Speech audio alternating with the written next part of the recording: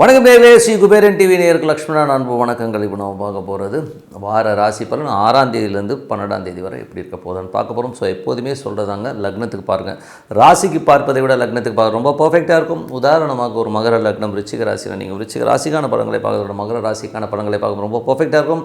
முதல்ல வர்றது பொது பலங்கள், அதுக்கப்புறம் வர்றது தசா புத்தி பலங்கள். உங்களுக்கு என்ன தசா புத்தி அந்தரங்கள் வருதோ அதை மிங்கிள் பண்ணி பார்க்கும்போது ரொம்ப பர்ஃபெக்டாக இருக்கும். வீடியோட என்ன டிப் ஆஃப் த வீக் இருக்குது மறக்காமல் பாருங்கள். விருச்சிக ராசி. ஸோ விருச்சிக ராசிக்கு வந்து பார்த்தீங்கன்னா உங்களுக்கு ராசி அதிபதி செவ்வாய் வந்து பார்த்திங்கன்னா உங்களுக்கு 9ல் இருக்கும்போது அது பாதகஸ்தானம். செவ்வாய் நீச்சமாகி வக்கரமாகும்போது அந்த வக்கரமாகனா கொஞ்சம் அந்த எமோஷன்ஸ் கம்மியாகுது, அந்த நெகட்டிவிட்டி கம்மியானாலும் இருந்தாலும் வருத்தங்கள் வரும். சில நேரம் அந்த பிடிவாதமே வந்து நம்ம மனக்காயங்களை ஏற்படுத்துறதுக்கான வாய்ப்பு, ரொம்ப கவனமாக இருக்கணும். ஸோ அதனால் வந்து பார்த்திங்கன்னா வேலை சம்மந்தமான விஷயம் பிடிவாதத்தெல்லாம் விட்டு கொஞ்சம் எமோஷன்ஸ் அதிகமாக வரதுக்கான வாய்ப்பு இருக்கிறனால கொஞ்சம் கவனமாக இருந்துக்குங்க, ஓகேங்களா? ஸோ அதை கொஞ்சம் பார்த்துங்க. மற்றபடி வந்து உங்களுக்கு 2 மற்றும் 5ஆம் அதிபதியான குரு 7ல் இருக்கும்போது குழந்தைகளுடைய சுப நிகழ்ச்சிகள் சார்ந்த விஷயங்கள் நடப்பதற்கான வாய்ப்பு ரொம்ப சிறப்பாக இருக்குது.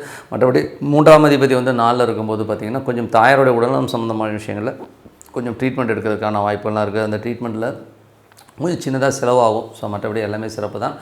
அதுக்கப்புறம் பார்க்கும்போது உங்களுக்கு வந்து 6ல் உள்ள ராகு. ஸோ 6ல் உள்ள ராகு வந்து பார்த்திங்கன்னா உங்களுக்கு சனியுடைய சாரத்தில் இருக்கும்போது நல்ல ஒரு விஷயங்கள், அதாவது வேலை பளுக்கள் அதிகமாக இருந்தாலும் நிறைய மாற்றங்கள், நல்ல ஒரு விஷயங்கள் நடக்கும். அது மட்டும் இல்லாமல் நிலபுலங்கள், ரியல் எஸ்டேட் சார்ந்த விஷயங்கள் நல்ல லாபங்கள் வரதுக்கான வாய்ப்புலாம் ரொம்ப நல்லாயிருக்கு. குழந்தைகள் விஷயத்துக்காக நிறைய செலவு பண்ணுற மாதிரி விஷயங்களை கண்டிப்பாக ஏற்படுத்துங்க. அதுக்கப்புறம் 6ஆம் அதிபதியான செவ்வாய் வந்து பார்த்திங்கன்னா உங்களுக்கு 9ல் இருக்கும். அங்கே வந்து செவ்வாய் நீச்சமாகுதுங்க. ஸோ அதனால் வந்து வேலையில் வந்து நமக்கு ஒரு சின்ன அவமானங்கள் ஏற்படுத்துறதுக்கான வாய்ப்புலாம் ரொம்ப கவனமாக இருக்கணும். ஏதாச்சும் வந்து இன்சல்ட் பண்ணுவாங்க, கொஞ்சம் எமோஷனாக பேசுவாங்க. ஸோ அதனால் கொஞ்சம் கவனமாக இருக்குது ரொம்ப அவசியம்.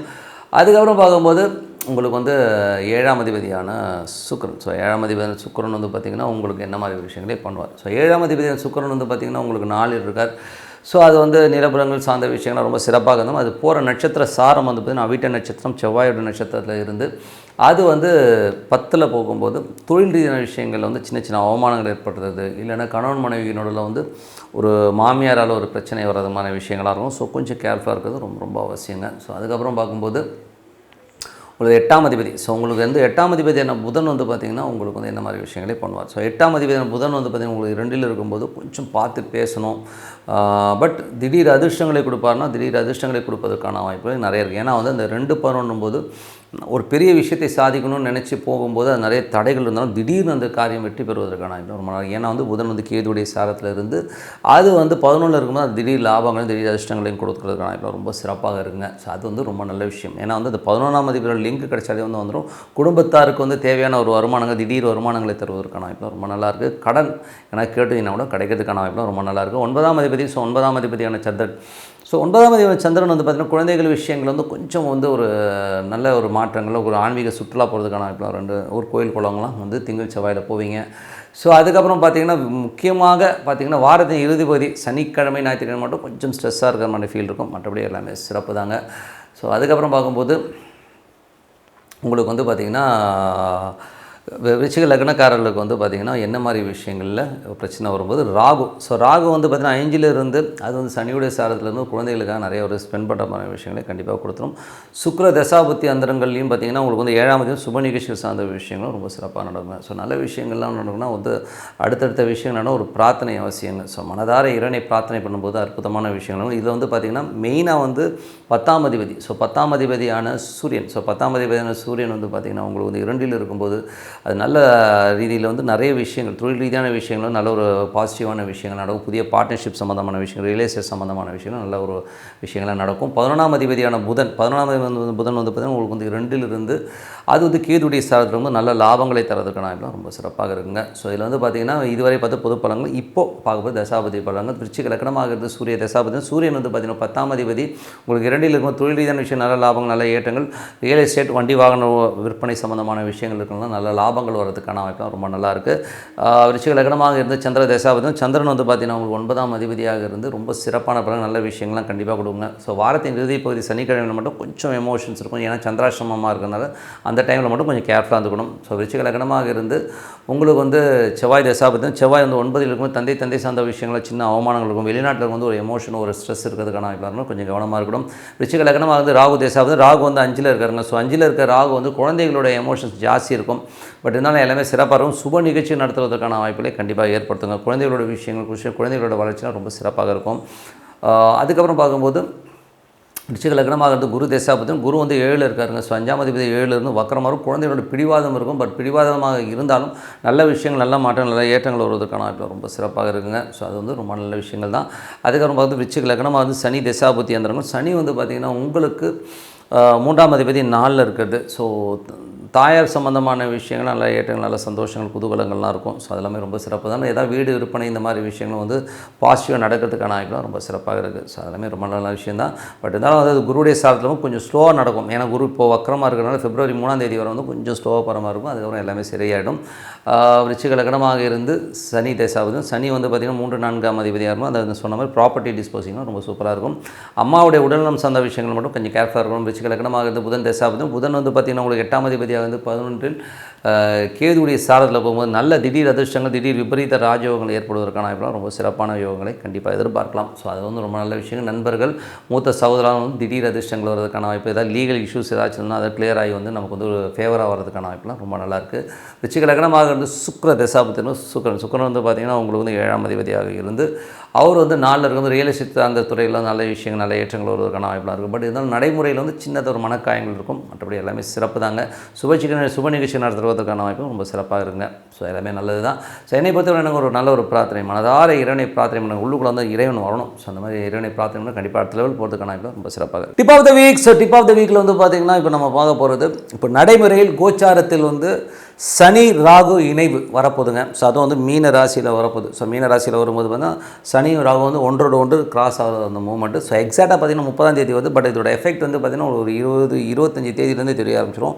ஸோ 25லேருந்து பார்த்து ஏப்ரல் மாதம் முழுவதுமாக வந்து அந்த சனி ராகுடைய அந்த ஒரு இணைவு இருக்குது. ஸோ அதில் என்ன நடக்கும் அப்படின்னும்போது கடல் சார்ந்த விஷயங்கள் ரொம்ப கவனமாக இருக்கணும். அதில் வந்து ரொம்ப எமோஷனான விஷயங்கள், ரொம்ப ஸ்ட்ரெஸ்ஸான விஷயங்கள் நடக்கிறதுக்கான வாய்ப்பாக இருக்கணும். கொஞ்சம் கவனமாக இருக்கணும். ஏன்னா கடல் பகுதி கொஞ்சம் பிரச்சனைக்குரிய பகுதியாக மாறுறதுக்கான வாய்ப்பு நிறைய இருக்குது. அது மட்டும் இல்லாமல் பார்த்திங்கன்னா இதில் வந்து பார்த்திங்கன்னா குரு சம்மந்தப்பட, ஸோ சனி ராகு குரு அப்படி சம்மந்தப்படும் போது குழந்தைகள், கல்வி இந்த மாதிரி விஷயங்கள் வந்து கொஞ்சம் பிரச்சனைகள் வர்றதுக்கான வாய்ப்பு, குழந்தைகளை இது வந்து அஃபெக்ட் பண்ணுற மாதிரி விஷயங்களை நிறைய ஏற்படுத்தும். ஸோ அது மட்டும் இல்லாமல் வருமானம்னும் போது பொருளாதாரம் வந்து கொஞ்சம் டிசாஸ்டர் ஆகி கீழே போகிறதுக்கான வாய்ப்புகளை நிறைய ஏற்படுத்தும் இந்த ஒரு மாதத்தில். அது மட்டும் இல்லாமல் வெளிநாடு தொடர்பான விஷயங்கள் டோட்டலாக வந்து கொஞ்சம் கான்ட்ரவர்சி, தொழில் ரீதியான விஷயங்கள் முடக்கப்படுகின்ற அபாயங்கள் நிறைய இருக்குங்க.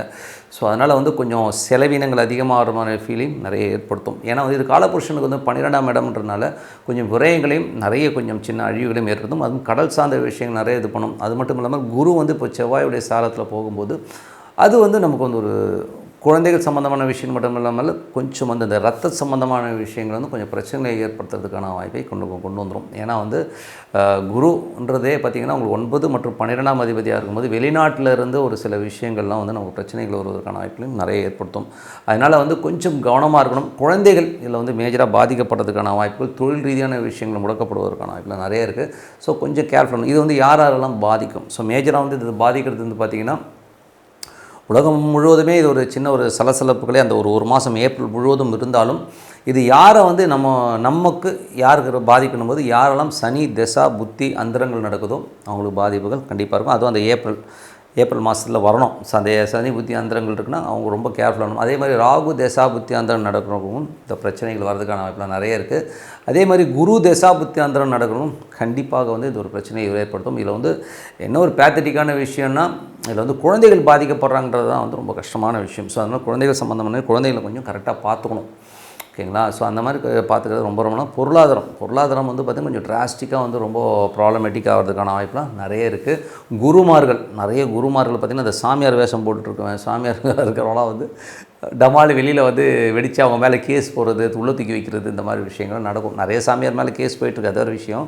இல்லை எந்த சாமியார் மாட்ட போகிறாருங்கிறத வந்து நம்ம வந்து பார்ப்போம். அந்த மாதிரி ஒரு பெரிய ஒரு சென்சேஷனல் ஒரு சாமியார் கைது செய்யப்படுகிறார் அப்படிங்கிற மாதிரி விஷயம் அவர் உள்ள தூக்கி போகிறதெல்லாம் வந்து நம்ம பார்க்குறதுக்கான சூழ்நிலைகளை கண்டிப்பாக இருக்குது. ஆனால் அது ஒரு மாதம் தான் இருப்பா, சொல்ல முடியாது.